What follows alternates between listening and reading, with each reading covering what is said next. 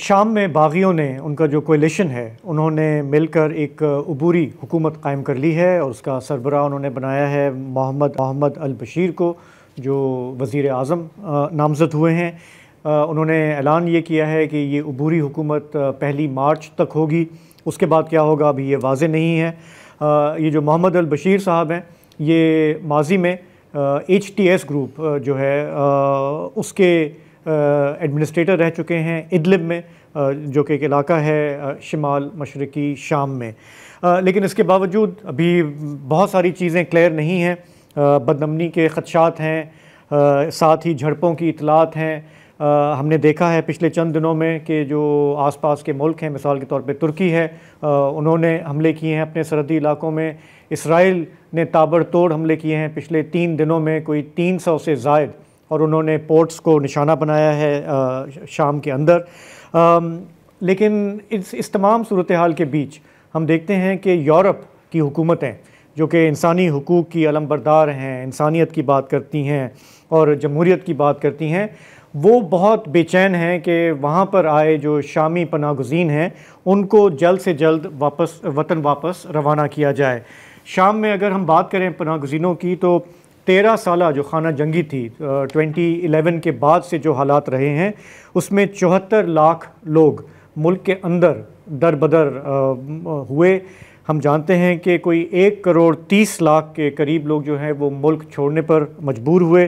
سب سے زیادہ پناہ گزین جو ہیں وہ ترکی اور لبنان جو کہ ہمسایہ ملک ہیں وہاں تھے، ساتھ ہی عراق اور اردن میں بھی۔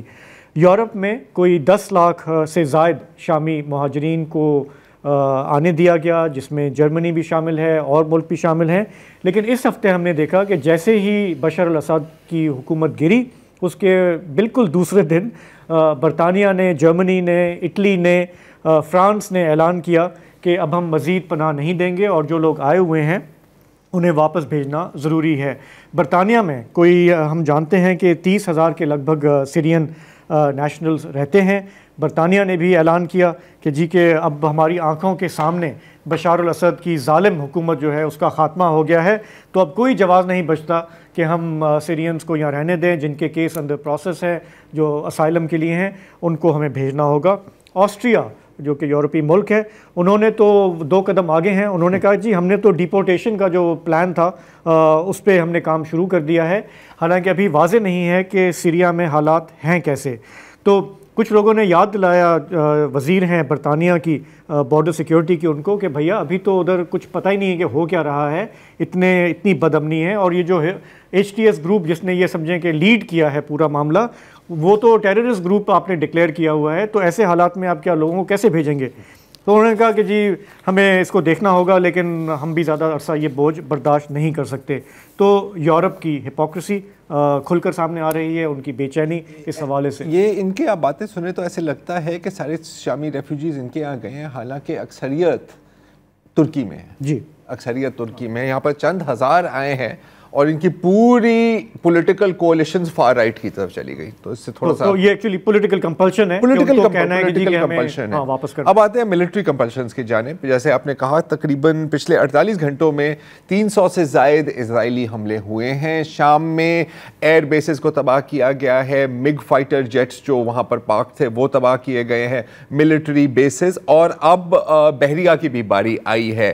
لتاکیہ کی جو بندرگاہ ہے وہاں پر شدید بمباری کر کے اسرائیلی ڈیفنس منسٹر اسرائیل کاٹس کا کہنا ہے کہ ہم نے مکمل طور پر شام کی نیوی کو تباہ کر دیا ہے۔ اس کے ساتھ ساتھ وہ یہ بھی کہہ رہے ہیں کہ جی ہم ایک بفر زون اپنا بناتے جائیں گے۔ اگر یہ آپ ایک سیکنڈ، یہ ہے لتاکیہ کا بندرگاہ، اور آپ دیکھ سکتے ہیں یہاں پر جو باقی فوٹیج ہے اس کے اندر کافی شپس یہ دیکھ سکتے ہیں، یہ ساری جو شپس ہیں، کچھ سویلین کچھ ملٹری، یہ سب تباہ کر دی گئی ہیں۔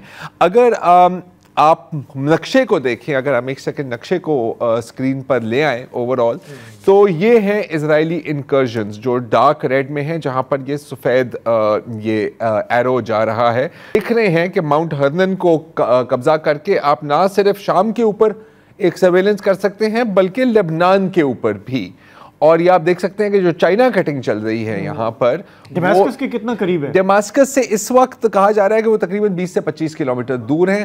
10,000 آپ دیکھ سکتے ہیں کہ دیکھو لبنان کو بھی سائڈ سے کور کیا جا رہا ہے تاکہ اگر آگے مستقبل میں، اور یہ کوئی زیادہ دیر نہیں لگنی اس میں، اگر لبنان پہ حملے کیے جائیں تو صرف جنوب ساؤتھ میں نہیں بلکہ ایسٹ سے بھی ہوں گے. اس وقت تقریباً 10,000 کہا جا رہا ہے کہ 10,000 اسرائیلی فوجی شام کی سرزمین پر ہیں. کنیترا کے جو گاؤں ہیں وہاں پر یہ قابض ہیں، اور اپنی ہی سوشل میڈیا پوسٹ پر یہ تصویریں پوسٹ کر رہے ہیں کہ جی یہ دیکھیں میں ایک سیرین گورنمنٹ آفس میں ہوں، and so on and so forth. Israeli tanks Damascus کے کنٹری سائڈ میں گھوم رہے ہیں، کوئی ان کو اس وقت روکنے کی کوشش نہیں کر رہا. وہی جیسے میں نے کہا کوئی 20 سے 25 کلومیٹر دور ہیں. اچھا، اسرائیلی سوشل میڈیا پر ظاہر ہے خوشی منائی جا رہی ہے ماؤنٹ ہرنون کو فتح کرنے کے بعد. فتح کیا، وہ تو کوئی تھا ہی نہیں، انہوں نے ایسے ہی قبضہ کر لیا. وہ کہہ رہے ہیں کہ جی اب یہ ہمیشہ ہمارا ہی رہے گا، یہاں پر ہم اسکی ریزورٹس بنائیں گے بڑے اعلیٰ قسم کی. تو یہ تو ہے اسرائیل کا. اچھا، اکتوبر میں یاد آتا ہے کہ جو فائنانس منسٹر ہیں بیزالیل سموٹرک، آپ کو پتہ ہے یہ انتہائی رائٹ ونگ ہے، انہوں نے ایک بیان دیا تھا کہ جی ہم نا سلولی آگے بڑھتے جائیں گے اور ایک دن عنقریب آئے گا جس میں دمشق میں ہمارا ہی قبضہ ہوگا.